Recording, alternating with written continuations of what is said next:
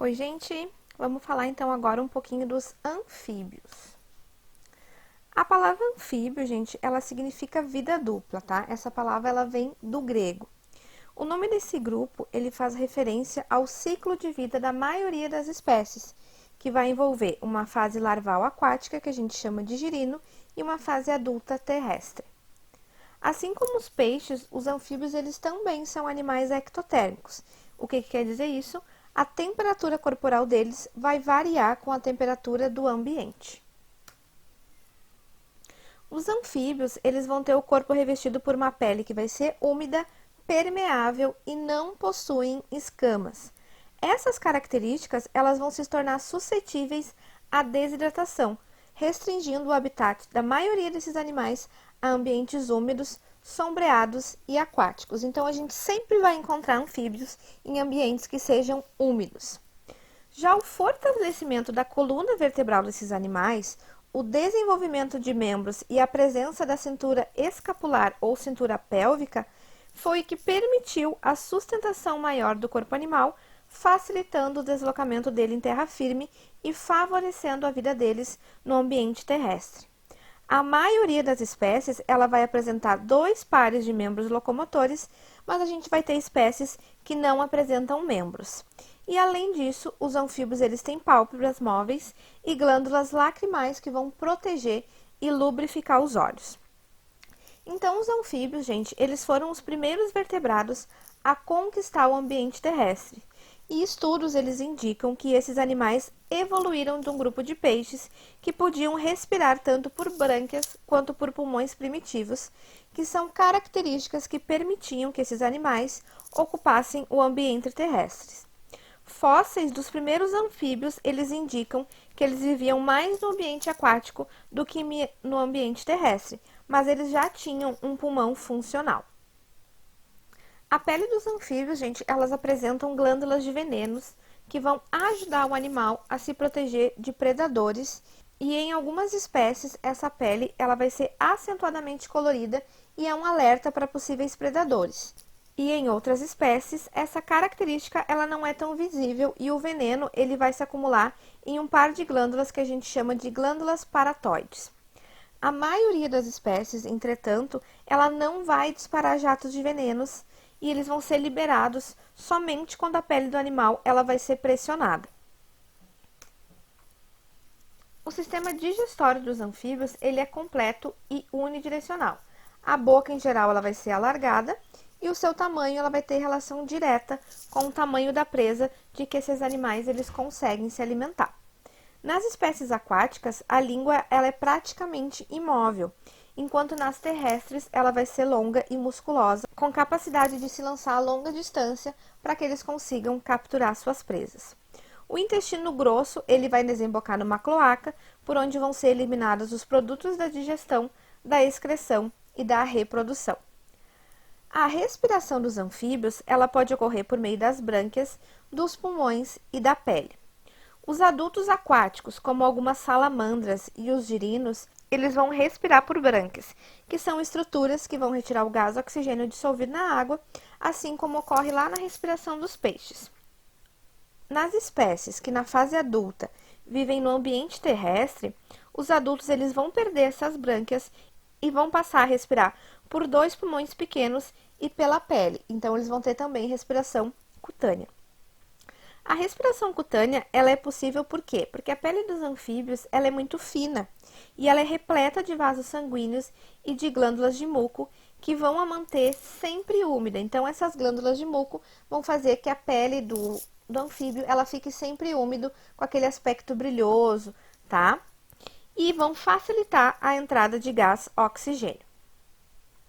A presença de pulmões, ela é uma das características mais relevantes para que esses animais eles tenham conquistado o ambiente terrestre. A circulação sanguínea desses animais, ela vai ocorrer graças ao bombeamento que é realizado pelo coração. O sangue rico em gás carbônico, ele vai chegar ao coração e vai ser bombeado para os pulmões, onde ele vai ser oxigenado. E aí, esse sangue rico em gás oxigênio, ele volta para o coração e vai ser bombeado para todo o corpo do animal. O sistema urinário dos anfíbios vai ser formado basicamente por 2 rins e uma bexiga, que vai estar ligado à cloaca. Os rins, então, eles vão ser responsáveis por filtrar o sangue e as excretas que vão ser produzidas vão ser eliminadas do organismo pela cloaca.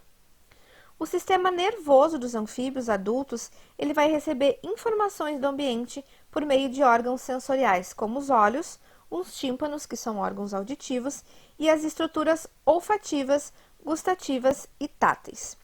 Diferentemente dos peixes, os olhos dos anfíbios, eles possuem pálpebras e glândulas lacrimais, que vão manter a umidade desses órgãos. Já os girinos, assim como os peixes, eles apresentam linha lateral. Na fase adulta, todos os anfíbios eles vão ser carnívoros e vão se alimentar de pequenos invertebrados como minhocas, lesmas e insetos. Alguns sapos, eles conseguem se alimentar, gente, até mesmo de pequenos vertebrados como camundongos e outros anfíbios.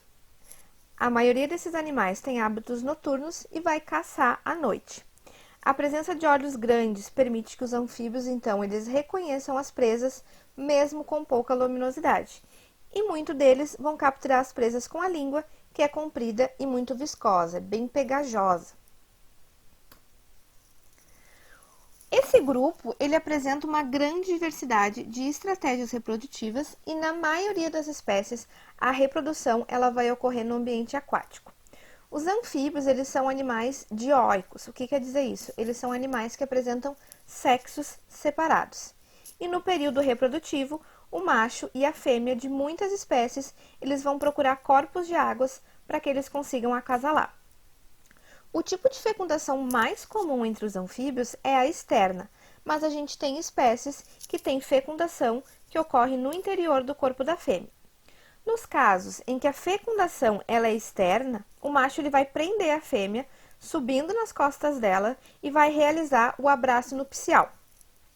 Quando isso ocorre, a fêmea, então, ela vai depositar os óvulos na água e o macho vai fecundar ele com seus espermatozoides. A maioria dos anfíbios, ela é ovípora, ou seja, o desenvolvimento embrionário vai ocorrer dentro de ovos. Após a fecundação, formam-se, então, ovos gelatinosos que não possuem casca, que vão originar os girinos. Ao longo do seu desenvolvimento, o girino, então, ele vai passar por uma metamorfose completa até se tornar um organismo adulto que vai viver em ambientes terrestres úmidos. Nas espécies em que a fecundação é interna, os espermatozoides, então, eles vão ser introduzidos no corpo da fêmea com a ajuda do macho. Porém, a gente tem que ressaltar que nem todas as espécies de anfíbios, elas apresentam fase larval. Nesse caso, o desenvolvimento é direto. E a gente tem também espécies vivíparas, onde o desenvolvimento embrionário vai acontecer dentro do corpo da mãe, sem o desenvolvimento de ovos. Aqui, então, a gente tem a reprodução esquemática do ciclo de vida dos anfíbios com a metamorfose do girino, tá? Sapo, rã ou perereca. Qual a principal diferença entre eles? Como é que a gente consegue distinguir o que é um sapo, o que é uma rã, o que é uma perereca? Quais características deles são as principais para a gente conseguir diferenciar esses animais? Então, vamos começar falando dos sapos, tá? Que é essa imagem do meio, bem verdinha. Os sapos, então, eles são geralmente espécies da família dos bufonídeos. Visualmente, a gente consegue distinguir o sapo analisando a pele deles, tá? A pele dos sapos, ela é geralmente mais seca e mais rugosa, o que vai diferir eles das pererecas e rãs, que apresentam a pele mais lisa e mais úmida. Além disso, em geral, os sapos eles são maiores e vão possuir patas curtas que vão impedir que esses animais eles saltem a grandes distâncias. E eles ainda vão apresentar as glândulas paratoides, onde é produzido veneno. Vocês estão vendo nessa imagem que a gente tem o olho dele, aí depois a gente tem um círculo mais esbranquiçado e a gente tem uma parte maior. Essa parte maior é a glândula paratoide, que é onde fica localizado o veneno. Os sapos, então, eles são encontrados em áreas mais secas, procurando ambientes aquáticos apenas quando eles precisam se reproduzir. E o sapo mais famoso no Brasil é o famoso sapo cururu, que tem até aquela musiquinha que todo mundo conhece, que é cantada na infância. Já as rãs, que é a fotinho que a gente tem à direita depois do sapo, eles são anfíbios que vão possuir a pele lisa e uma cintura robusta. Nesses animais, a gente observa uma grande capacidade de saltar, além de habilidade para natação. Por quê? Porque eles vão possuir a presença de membranas entre os dedos, que funcionam como, por exemplo, os pés dos patos. As rãs, elas já vão apresentar um hábito mais aquático e são encontradas em locais mais próximos a lagos e lugares úmidos. Já as pererecas, que é a primeira foto que a gente tem bem colorida, elas vão se diferenciar por quê? Porque elas possuem discos adesivos que são presentes nos dedos, tá? Então, as pererecas, elas são animais adaptados a uma vida arborícola e vão apresentar membros bastante desenvolvidos que vão permitir que elas deem grandes saltos. Elas vão apresentar a pele lisa, assim como as rãs, e as características que vai diferenciar as rãs das pererecas é que as pererecas elas possuem a presença dos discos adesivos que são localizados nas pontas dos dedos desses animais, o que vai permitir que elas sejam capazes de escalar grandes superfícies. Então, essas são as principais características que diferem eles, tá? Sapo, ele é mais robusto, tem a pele mais seca e mais granulosa. A rã, ela é mais lisa, vive em ambientes mais úmidos perto de rios e lagos e possui membranas entre os dedos. E as pererecas, elas são mais lisas, mais coloridas e vão ter ventosas na ponta dos dedos, o que vai permitir que elas escalem e sejam animais arborícolas. Então, vamos ver agora a relação desses anfíbios com outros seres vivos. Os anfíbios, então, eles são importantes controladores das populações de insetos e de outros invertebrados dos quais eles se alimentam, além deles serem fonte de alimento para muitos animais. Quando esses animais eles ingerem insetos que podem transmitir doenças aos seres humanos ou que são considerados pragas na agrícola, eles vão colaborar para a diminuição das populações dessas espécies. E além disso, alguns anfíbios fazem parte da alimentação dos seres humanos e de outros animais. Em países europeus e no Brasil, por exemplo, a carne de rã ela é considerada uma iguaria, sendo muito apreciada e apresenta inúmeros benefícios nutricionais. E a pele dos anfíbios ela também tem grande importância para a medicina, em virtude da presença de substâncias bactericidas e fungicidas. Essas substâncias elas vão ter compostos biológicos ativos que podem auxiliar na produção de medicamentos mais eficazes e no combate a determinadas doenças, tá? Então, o que a gente viu ao longo desse vídeo? Que os anfíbios, eles têm uma parte do ciclo de vida na água e outra em terra. São animais ectotérmicos, assim como os peixes, e têm o corpo revestido por uma pele úmida, e são animais carnívoros.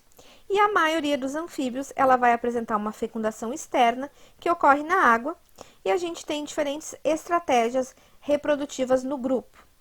Então é isso, pessoal. Eu espero que vocês tenham gostado, espero que vocês tenham entendido. Beijinhos e fiquem com Deus.